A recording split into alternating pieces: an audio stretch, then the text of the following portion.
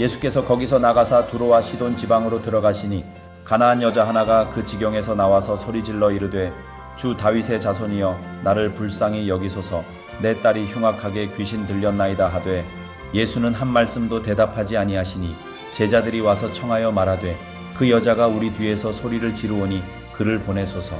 예수께서 대답하여 이르시되 나는 이스라엘 집에 잃어버린 양 외에는 다른 데로 보내심을 받지 아니하였노라 하시니 여자가 와서 예수께 절하며 이르되 주여 저를 도우소서. 대답하여 이르시되 자녀의 떡을 취하여 개들에게 던짐이 마땅하지 아니하니라. 여자가 이르되 주여 올소이다마는 개들도 제 주인의 상에서 떨어지는 부스러기를 먹나이다 하니 이에 예수께서 대답하여 이르시되 여자여 내 믿음이 크도다 내 소원대로 되리라 하시니 그때로부터 그의 딸이 나으니라. 여러분, 학생들이 가장 싫어하는 게 뭘까요? 여기 오늘 학생들 있네. 예은이도 있고 주은이도 왔네. 여러분, 학생들이 가장 싫어하는 거 시험 보는 거죠. 시험 보는 거. 여러분 학교 다닐 때 안 그러셨어요? 시험 볼 때 와 시험이다 기쁘다 이러셨나요? 아, 이 시험 언제 끝나나? 네. 여러분 그런데 정말 학교에서 시험을 안 본다면 어떻게 될까요? 예? 여러분 시험 스트레스는 없겠죠. 시험 스트레스는 없을 거예요. 그런데 학교에서 배운 지식이 과연 다 내 지식이 될까요? 내 것이 될까? 아마 그렇지 않을 거예요. 예. 여러분 가만 생각해 보세요. 아 그나마 시험이라도 보니까 우리 학교 다닐 때 예? 그동안 배운 거 공부라도 했잖아요. 시험 분위기 때문에. 예? 그런 거 아닌가? 나만 그랬나? 그랬잖아요. 예? 그랬을 거예요. 그리고 그렇게 시험을 준비하면서 그동안 배웠던 것들, 수업 시간에 들었던 것들, 이것들이 하나씩 내 머리 안에 새겨지는 거거든요. 그렇게 해서 내 것이 되는 거예요. 여러분, 우리 신앙생활도 똑같아요. 우리 신앙생활 똑같다고요. 무슨 말인가? 여러분, 우리 중에 시험, 연단 좋아하는 사람이 있어요? 없죠. 시험, 연단 없으면 얼마나 우리 평안하겠어요. 예? 평탄하겠죠. 그런데 이제 가을이잖아요. 여러분, 여름에 태풍이 없었다면, 여름에 내리쬐는 그 햇볕이 없었다면, 여러분, 열매가 꽉 차지 않습니다. 과일이 당도가 높고, 예? 그리고 알이 꽉 차려면요, 우리 그 유명한 그 대추 안에 천둥 3개가 있고 그런 시 있잖아요. 여러분, 그런 과정들이 필요해요. 그것처럼 우리의 신앙이 성장하기 위해서는 반드시 시험과 연단은 필요한 겁니다. 그래서 여러분 시험과 연단을 통과한 믿음, 그런 믿음이라야 능력 있는 믿음인 줄 믿습니다. 여러분에게 다가오는 시험이 있다면, 여러분이 겪어야 되는 연단이 있다면 잘 인내하고 통과하시기를 축복합니다. 아멘. 오늘 우리가 읽었던 본문 마태복음 15장 21절부터 28절에 나오는 오늘 본문에 등장하는 이 여인도요, 이 믿음의 시험을 겪었던 사람이에요. 먼저 21절과 22절을 같이 읽습니다. 시작. 예수께서 거기서 나가사 두로와 시돈 지방으로 들어가시니 가나안 여인 하나가 그 지경에서 나와서 소리질러 이르되 주 다윗의 자손이여 나를 불쌍히 여기소서 내 딸이 흉악하게 귀신 들렸나이다 하되. 아멘. 우리 주님이 어디 가셨다고요? 두로와 시돈 지방으로 가셨다 이렇게 오늘 성경이 얘기해요. 저 두로와 시돈 성경에 많이 나오죠. 구약에 특별히 두로와 시돈. 여러분 그 옛날 그 유명한 북이스라엘의 아합 왕의 아내인 이세벨이 시돈 지방의 공주였어요. 그쪽 출신이에요. 근데 여러분 저것이 뭐로 유명하냐면 사실 구약에 그렇게 이스라엘 백성들이 범죄하게 됐던 그 미혹거리가 됐던 바알신의 원조가 저 땅이에요. 저 땅. 저기서 시작됐어요. 바알신 숭배가. 그런 땅이에요. 이방 땅. 우상의 메카인 그런 땅. 거기로 지금 주님이 가셨다는 거예요. 근데 그 지방에 살던 여자가 있어요. 그 지방에.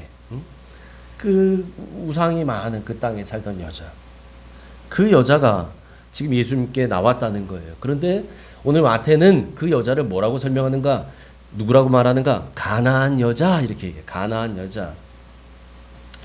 가나안 지방. 예? 여러분 이스라엘 백성들이 출애굽해서 광야를 지나서 들어왔던 약속의 땅이 전부 가나안이잖아요. 팔레스타인 지역을 가나안이라 그래요. 예. 그 땅에 살던 여자, 이방 여자란 얘기죠.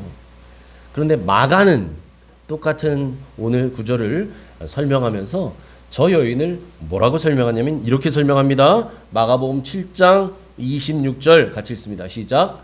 그 여자는 헬라인이요 수로보닉의 족속이라 자기 딸에게서 귀신 쫓아내 주시기를 간구하거늘. 아멘.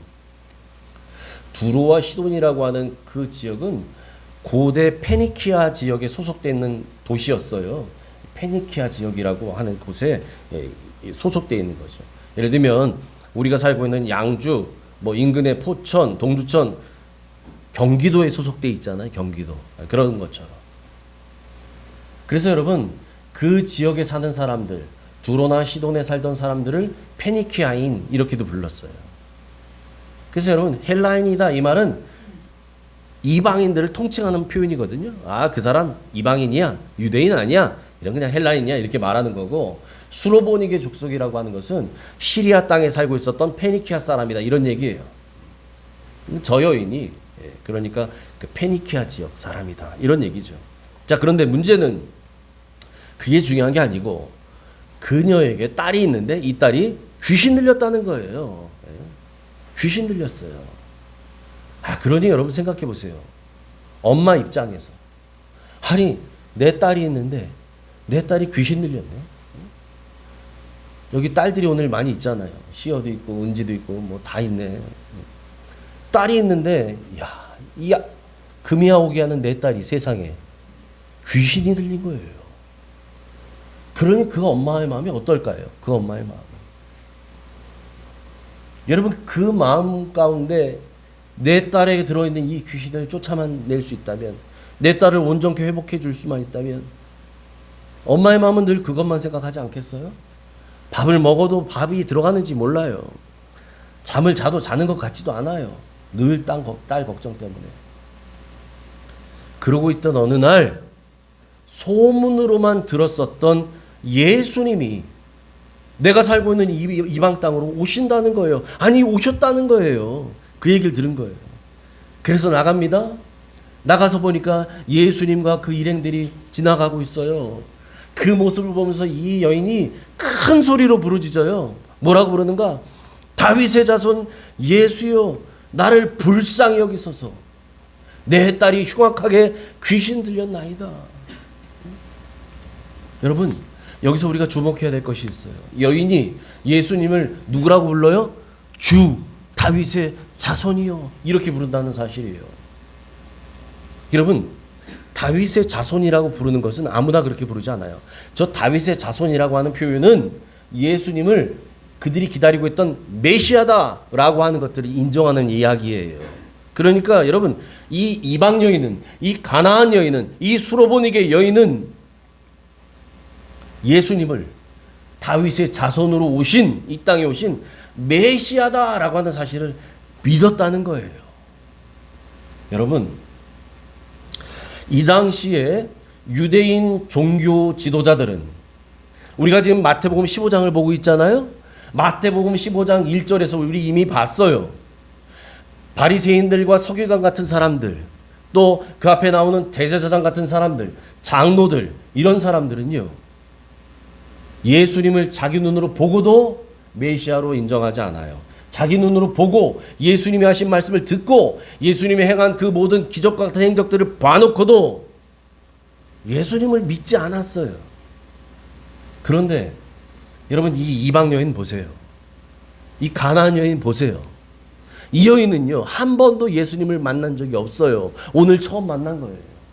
이 여인은 예수님을 소문으로만 들었어요. 소문으로만. 그런데 소문으로만 듣고도 예수님이 메시아라는 사실을 믿었다는 거예요. 할렐루야. 여러분 이게 굉장히 놀라운 거예요.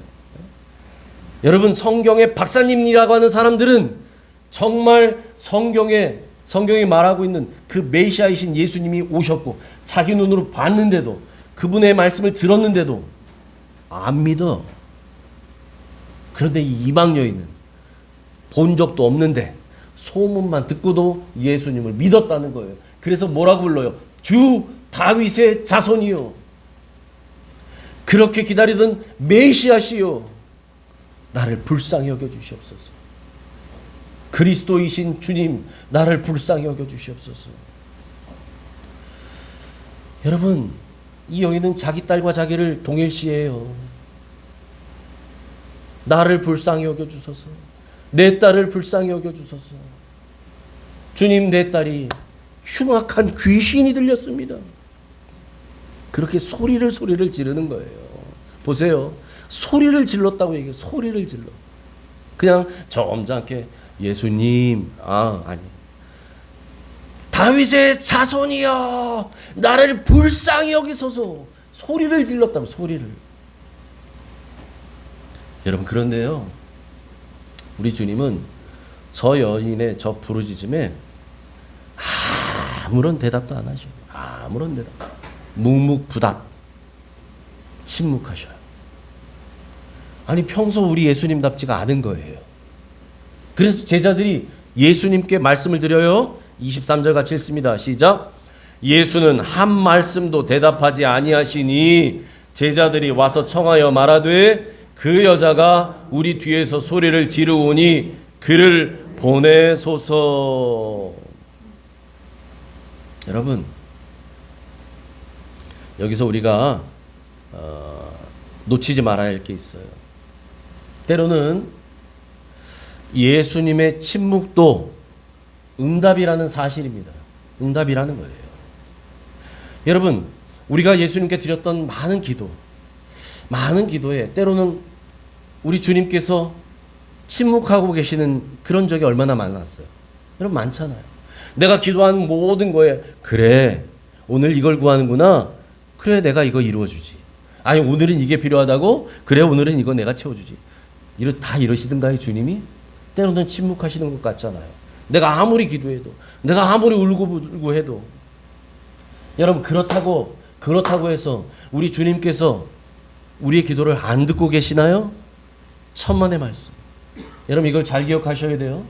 우리 주님이 침묵하시는 것 같은 순간일지라도 주님은 우리의 기도에 귀 기울이고 계신다는 거예요. 다 듣고 계셔요. 그러면 왜 침묵하실까요? 우리 주님이 왜 침묵하고 계실까요? 그럴 만한 이유가 있기 때문이에요. 그럴 만한 이유가 있어요. 오늘 본문에서도 우리 주님이 침묵하셨거든요. 그럴 만한 이유가 있으셨어요. 예? 그래서 침묵하셨다고요. 여러분, 주님께서요, 지금 침묵하고 계셔요. 그러니까 제자들이 말하는 거죠. 뭐라고 말해요? 예? 예수님, 저 여자가 우리 뒤에서 소리를 지르며 따라옵니다. 빨리 그를 좀 보내주십시오. 무슨 얘기입니까? 주님, 시끄러워요.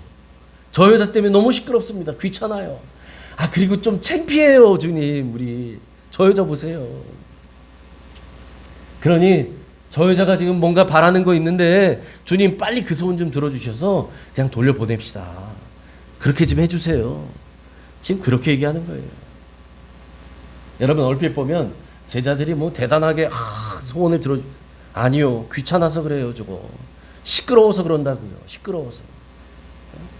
창피하니까 빨리 대충 좀 들어주시고 보내자는 거예요. 여러분, 저건요, 제자들이 갖고 있었던 저 마음은 원래 우리 주님이 갖고 계시는 긍휼의 마음 아니에요. 저건 아니에요. 우리 주님은 기적을 행하실 때 늘 언제나 우리를 불쌍히 여기시는 마음을 갖고 계시거든요. 불쌍히. 그러니까 저 여인도, 가나안 여인도 뭐라 그래요? 주 다윗의 자손이요, 나를 불쌍히 여기소서. 이게 예수님을 부르는 첫 마디였어요. 나를 불쌍히 여겨 주옵소서. 우리 주님은 그 불쌍히 여기는 긍휼의 마음으로부터 기적 역사를 행하십니다.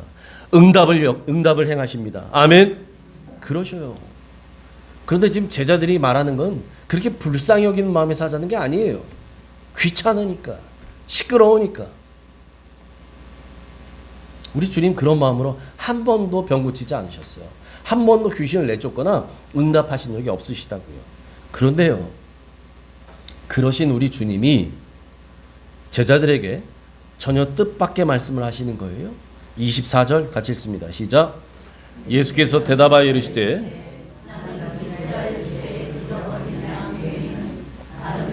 보내심을 받지 아니하였노라 하시니. 아멘. 나는 이스라엘 집에 잃어버린 양 외에는 다른 데로 보내심을 받지 아니하였노라. 이게 무슨 말입니까? 예수님은 이스라엘 집에 잃어버린 양들을 위해서 이 땅에 오셨다. 다시 말하면 예수님께서 이 땅에 오신 메시아 사명의 첫 번째 목표는 뭐냐? 유대인들을 구원하는 것이다. 이 말이에요. 이 말. 이방인의 구원이 아니라 유대인을 구원하는 것이 우리 예수님이 이 땅에 오신 성육신하신 가장 첫 번째 목표, 그 메시아로서 사명을 감당하는 첫 번째 목표, 그것이 바로 이스라엘을 구원하는 것이다. 이스라엘 집에 잃어버린 양들, 구원받아야 될 그 사람들 구원하는 것이다. 그런 얘기 하시는 거예요. 여러분, 저 말씀이 틀린 말씀은 아니에요. 그런데 틀린 말씀은 아니지만 진짜 예수님의 진심은 아니었어요. 여러분 생각해 보세요. 정말 예수님이 내가 지금 이방인 구원할 시간이 아니다, 난 지금 유대인만 구원할 거야, 만약 그랬다면 지금 어디로 가셨어요? 두로와 시돈으로 갔잖아요. 그 땅이 누구의 땅이에요? 이방인의 땅이에요. 이방인의 땅으로 들어가지 마셨어야지. 가셨거든요. 우리 주님은 의도적으로 들어가셨어요. 의도적으로. 그러니까 여러분, 저 말은 맞는 말이긴 하지만 예수님의 진심은 아니시라는 거죠. 우리 다음 시간에 이어지는 성경의 말씀들을 보겠지만 예수님의 진심은 아니었다라는 것을 우리 알 수 있어요. 그래서 그런 주님의 말씀을 들은 이 여인이요, 이제는 더 적극적으로 주님께 나와서 절하며 말씀드려요. 뭐라고 말씀하느냐? 25절 같이 읽습니다. 시작. 여자가 와서 예수께 절하며 이르되 주여 저를 도우소서. 뭐라 그래요? 주님 저를 도와주십시오. 주님 저를 도와주십시오. 그냥 말하는 게 아니에요. 예수님께 와서 엎드려 절하며 말했대요. 여러분, 저기서 엎드려 절한다는 얘기는 예배한다는 의미를 갖고 있어요. 경배한다. 우리가 예배하듯이 예수님을 예배하면서 말하는 거예요. 주님 나를 도와주십시오. 나를 불쌍히 여겨서 도와주십시오. 예수님이 지금 뭐라고 말씀하시던 이건 관계없어요. 이 여인에게는 예수님이 필요해요. 예수님만 필요한 거예요.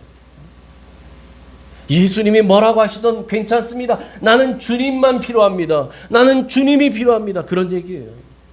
예수님만 지금 흉악한 귀신 들린 내 딸을 고쳐주실 수 있는 분입니다. 나는 그것을 믿습니다. 그래서 주님이 필요합니다. 주님 저를 도와주십시오. 그걸 고백하는 거예요. 여러분, 그런데 이 고백을 듣고도요, 예수님이 또다시 주님답지 않은 말씀을 하셔요. 26절 같이 읽습니다. 시작. 대답하여 이르시되 자녀의 떡을 취하여 개들에게 던짐이 마땅하지 아니하니라. 이게 무슨 말씀이에요? 우리 주님 한 번도 저런 표현 안 하셨는데, 자녀들의 떡을 취하여 개들에게 던짐이 마땅하지 않다. 맞지요. 이 가나안 여인을 개 취급하신다는 말씀이잖아요. 저게 그렇잖아요. 개 취급하신다. 여기서 약간의 오해가 있을 수 있어요. 문화적인 풍습의 차이가 있을 수 있는데, 여러분 저걸 원어로 보면요, 다른 성경에 나와 있는 개를 표현한 헬라어 원어하고 좀 차이가 나요.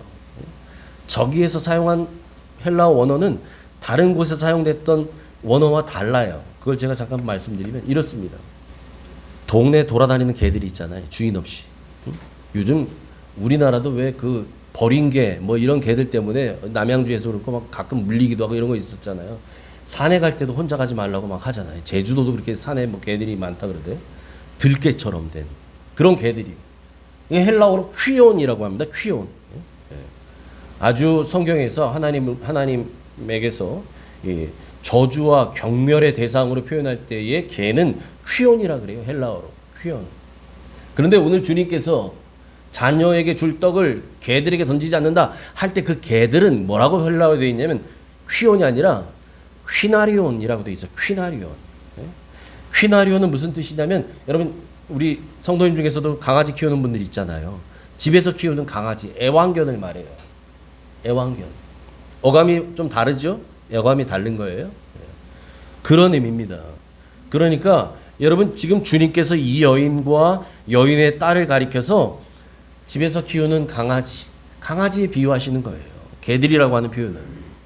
그러니까 주님 말씀하시잖아요. 자녀에게 그 먹일 떡을 강아지에게 먼저 던져주지 않는다. 여러분 그렇지 않나요? 집에서도? 이런 음식을 막 차리는데 저희 집에도 강아지가 있지만 강아지가 뭐 지가 먹어보던 음식 있으면 냄새 맡으면 개들은 개코잖아요. 음식 냄새 맡고 쫙 와요. 예, 온다고 자기 또 줄까 이런다고요. 근데 여러분 사람이 먹고 가족이 먹어야 되는 거 먹기 전에 개한테 먼저 그렇게는 안 합니다. 즉 그런 말씀하시는 거예요.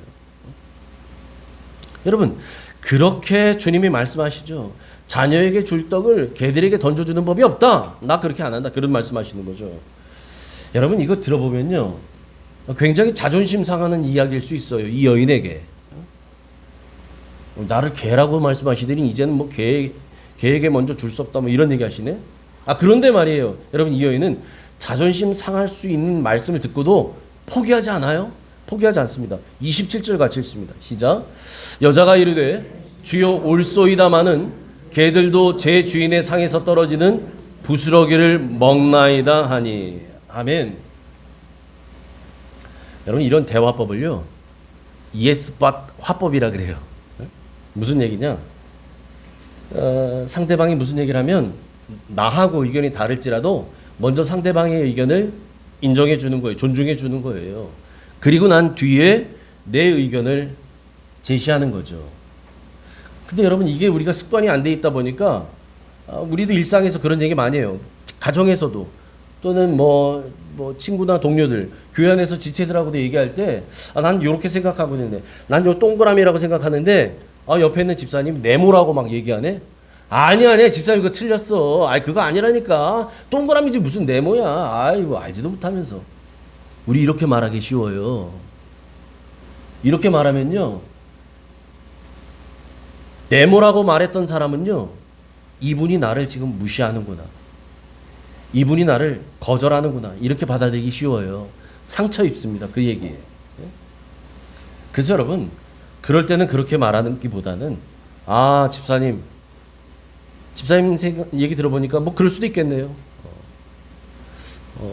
그 말에도 일리가 있네요. 그런데 집사님 제 생각에는요. 이렇게 얘기하는 거죠. 그 사람을 무시하는 게 아니에요. 그 사람 의견을 인정해 주는 거예요. Yes. 그런데 but 이렇게 말하는 거죠. 이러면요. 나하고 의견을 달리 얘기했던 이 사람에게 상처 주지 않습니다. 이 사람이 내 얘기 듣고서 뭐야 이 집사님 날 무시하네? 날 거절하네? 이런 생각 안 해요. 왜? 내 의견에 동의해 주잖아요. 그런데 또 다른 의견을 제시하는 거잖아요. 여러분 이게 지혜로운 대화법이거든요. 여러분 이건 뭐 세일즈 하는 사람만이 아니라 일상의 대화에서 여러분 자녀들과의 대화나 가족들 간의 대화 또는 우리 교우들과의 관계에서도 이렇게 말씀할 수 있기를 바라요. 예? 그냥 무조건 아니야 잘못됐어 알지도 못하고 이런 게 아니라 예? 그럴 수 있겠네. 난 그거 생각은 못했는데 들어보니 말이 되네. 그럴 수 있겠네요. 그런데 이건 어떨까요? 이렇게 내 의견을 제시하는 거죠. 지금 이 여인이 그렇게 말하는 거예요. 이 여인은 주님이 개들에게 던지지 않는다라고 했을 때 뭐라고 해요? Yes. 주님 맞아요. 주님 올소이다. 맞아요. 주님 말씀 틀리지 않아요. 인정하잖아요. 그리고 난 뒤에 자기의 반론을 제시합니다. 주님 말씀 옳습니다. 저는 이방인입니다. 저는 수로보니게 여인, 가나안 여인입니다. 그래서 유대인들이 생각할 때 개처럼 취급하는 그런 존재 맞습니다. 여러분, 유대인들은 이방인을 개처럼 취급했어요. 그런 존재 맞지요. 유대인들이 바라볼 때는 얼마든지 그럴 수 있다는 거예요. 맞습니다. 그걸 부인하지 않아요. 부정하지 않아요. Yes, 맞습니다. 그렇게 하죠. 그리고 나서 자기의 주장, 자기의 의견, 자기의 반론을 펼치죠. 뭐라고 펼칩니까? 그런데 주님, 강아지들도 자기 주인상에서 떨어지는 부스러기도 먹지 않습니까? 부스러기요, 부스러기.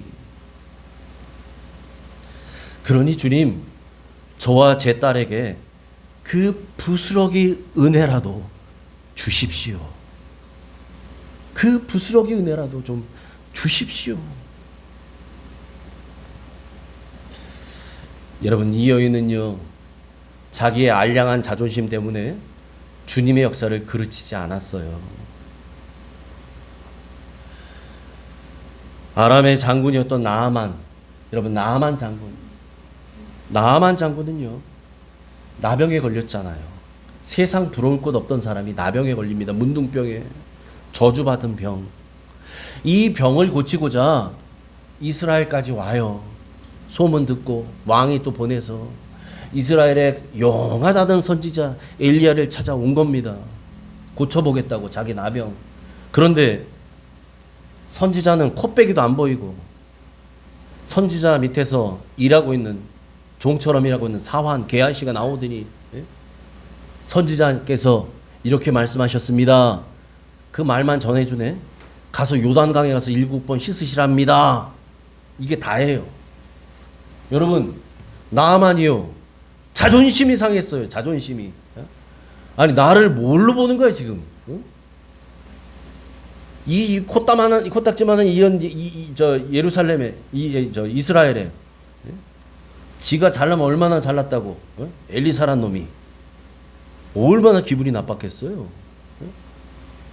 이 당시에 나만 장군은요, 거의 천하를 호령하는 장군이었어요. 총사령관.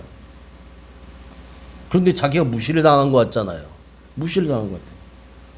근데 그러고서 돌아가려고 했더니 그 부하들이 말리잖아요. 장군님, 여기까지 오셨는데 정말 속은 척하고 우리 한 번만 해보시죠. 여기까지 왔지 않습니까? 야, 요단강보다 더 좋은 강이 우리나라에 얼마나 많은데 내가 거기 가서 샤워하겠다, 거기서 목욕하겠다. 아니요. 선지자가 얘기한 대로 한 번만 해보시죠. 한 번만. 여기까지 오신 김에. 부하들의 성화에 못 이겨서 요단강에 들어가서 7번 씻고 나오잖아요. 6번째까지는요, 아무런 변화 없어요. 7번 딱 하고 나오니까요, 성경에 뭐라고 얘기하나요? 문둥병 걸렸던 이 피부가요, 어린아이의 피부같이 변했다라는 거예요. 어린아이와 같은 피부로 완전히 새 것이 된 거예요. 여러분, 그런 기적을 경험합니다. 여러분, 이 가나안 여인은요, 예수님 앞에서 자기 자존심 이런 거 내세우지 않았어요. 예수님이야말로 내 딸의 귀신을 쫓아내 주시고 온전케 하실 수 있는 분이라는 걸 믿었기 때문이에요. 믿었기 때문에. 그래서 여러분, 어떤 말을 들어도 이 여인의 마음은 흔들리지 않을 수 있었던 거예요. 예수님에 대한 믿음이 있으니까 흔들리지 않아요. 그런 그녀의 믿음을 통해서 그녀의 딸은 고침받게 된 것입니다. 여러분, 그래서 주님이 그녀의 믿음을 이렇게 칭찬하시죠. 28절 같이 읽습니다. 시작. 이에 예수께서 대답하여 이르시되 여자여, 내 믿음이 크도다. 내 소원대로 되리라 하시니 그때로부터 그의 딸이 나으니라. 아멘. 이 여인이 따라오면서 소리를 지르며 불렀을 때도 침묵하시더니, 그리고 그 여인에게 매몰차게 말씀하시더니, 개라는 표현까지 해가시며, 아니, 생전 우리 주님 입에서 그런 말씀 하신 적도 없는데 그렇게까지 말씀하셨잖아요. 근데 돌이켜보니 그 모든 것이 사실은 이 여인의 믿음을 테스트하기 위한 주님의 계획이었다는 사실이에요. 계획이었어요. 그래서 여러분, 이 여인은요, 그 믿음의 테스트에서 최고점을 받은 겁니다. 최고점. 그래서 주님이 뭐라 그래요? 여자요, 내 믿음이 크도다. 내 믿음이 크도다. 거의 만점에 가까운 최고점을 받은 거예요. 오늘날로 제가 오버해서 표현하자면 주님께서 박수를 치시는 거예요. 역시 대단하다. 네 믿음 최고다. 여러분, 이런 칭찬을 받아요. 이 여인이요. 아브라함에게 100세에 낳은 아들을 바치라고 하셨던 것처럼 오늘 본문에 이 가나안 여인에게 하셨던 그랬던 것처럼 여러분, 우리 주님은 때로는 우리에게도 믿음의 테스트를 하실 때가 있을 것입니다. 있어요. 반드시 있습니다. 믿음으로 살아가는 사람들에게는 주님의 테스트가 있어요. 이해할 수 없는 시련과 연단이 찾아올 때 여러분, 그때가 바로 우리의 믿음을 더 견고하게 하시려는 하나님의 때라는 사실을 믿으시기 바랍니다. 여러분, 그때 그런 시련과 환난과 시험이 다가오는 그때에 이 가나안 여인처럼 큰 믿음의 사람으로 칭찬받게 되시기를 주님의 이름으로 축원합니다. 그리고 여러분, 절대 잊지 마셔야 될 게 있어요. 바로 그 시험과 연단의 순간에도 우리 주님이 우리와 함께하는 사실입니다. 우리 주님이 우리와 함께 하셔요. 여러분, 이걸 잊지 마세요. 내가 시험 받는 순간에도 주님은 그 자리에 함께 하셔요. 함께 하셔요. 여러분, 그런 의미에서 오늘 시작 전에 우리 찬양했던 주의 자녀로 산다는 것, 주의 자녀로 산다는 것은, 그래서 오늘 제가 설교 제목도 이걸로 잡았어요. 주의 자녀로 산다는 것은. 제가 몇 주간 이 찬양을 계속 묵상을 했거든요. 주의 자녀로 산다는 것은. 그 가사로 오늘 설교를 마무리할까 합니다. 이렇습니다. 1, 2, 3, 4절인데 제가 1절, 2절 가사만 한번 읽어볼게요. 주의 자녀로 산다는 것은 불 가운데로 걸어가는 것. 그 속에서, 어느 속이요? 불 속에서도 신실하게 날 지키시는 그 손길을 경험하는 것. 주의 자녀로 산다는 것은 바다 위로 걸어가는 것. 내 온몸을 덮쳐오는 폭풍 속에도 잠잠히 주님만 바라보는 것. 후렴은 이렇습니다. 때론 불 가운데 휩싸일 때도, 폭풍 가운데 무너질 때도 주님 내 곁에 함께 하시네. 가장 가까이에 함께 하시네. 아멘. 여러분, 주님의 자녀로 산다는 것은요, 탄탄대로가 펼쳐져 있는 그런 길로만 걸어가는 게 아닙니다. 때로는 불 가운데로 걸어가는 것 같을 때도 있을 겁니다. 왜요? 믿음으로 살아가야 하니까요. 때로는 바다 위로 걸어가는 것 같을 때도 있을 겁니다. 그런데 그런 중에도 신실하게 나를 지켜주시는 그 주님의 손길을 경험하는 것, 그리고 폭풍 속에서도 잠잠히 주님만 바라보는 것, 여러분, 그것이 주님의 자녀로 살아가는 모습인 줄 믿습니다. 그러므로 여러분, 어떤 고난이 여러분 삶 가운데 온다 할지라도, 어떤 환난의 폭풍이 몰아친다 할지라도 그곳에 여전히 우리 주님이 나와 함께 풀무불 속에도 계시고 사자굴 속에도 계신다는 이 사실을 잊지 마시길 바랍니다. 그래서 여러분, 이번 추석 명절, 바로 내일이 추석인데 명절에 여러분 사랑하는 가족들 만나실 거 아니에요? 형제들 만나시고 친척들, 친지들 다 만나실 텐데 그 가족, 형제, 친지들에게 여러분이 경험하신 예수님, 그분을 나눌 수 있기를 축복합니다. 주님의 자녀로 산다는 것이 얼마나 큰 행복인지, 그것을 전하는 여러분 되시기를 주님의 이름으로 축원합니다. 아멘. 하나님 아버지, 오늘 우리에게 마태복음 15장 21절부터 28절에 기록되어 있는 이 가나안 여인의 이야기를 내용으로 주님의 자녀로 살아간다는 것이 어떻게 살아가는 것인지 다시금 생각하게 하시니 감사합니다. 예수 믿으면 불행 끝 행복 시장만이 아니라 탄탄한 대로만이 쫙 펼쳐져 있는 그런 길이 아니라 때로는 사망의 음침한 골짜기를 걸어가야 할 때도 있고 때로는 불 가운데를 걸어가야 하는 것 같은 그런 때도 있음을 고백합니다. 그런데 주님의 자녀로 산다는 것은 그 안에서도 신실하게 나를 지키시는 주님의 손길을 경험하는 것이고 그 가운데서도 잠잠히 주님만 바라보는 것인 줄 믿습니다. 그러므로 주님, 이제 우리가 주님의 자녀이라면, 자녀로 살아간다면 주님 그렇게 그 모든 상황에 함께 하시는 그 주님을 경험하는 사람들로 살게 하여 주옵소서. 그러기에 어떤 일을 만나도 주저앉는 사람 없게 하시고 포기하는 사람 없게 하시고 오늘 가나안 여인처럼 주님에 대한 분명한 믿음이 있기에 그런 모든 상황에도 주님만 의지하는 믿음의 사람들 되게 하여 주옵소서. 그렇게 인도하실 예수님 이름으로 감사하며 기도합나이다. 아멘.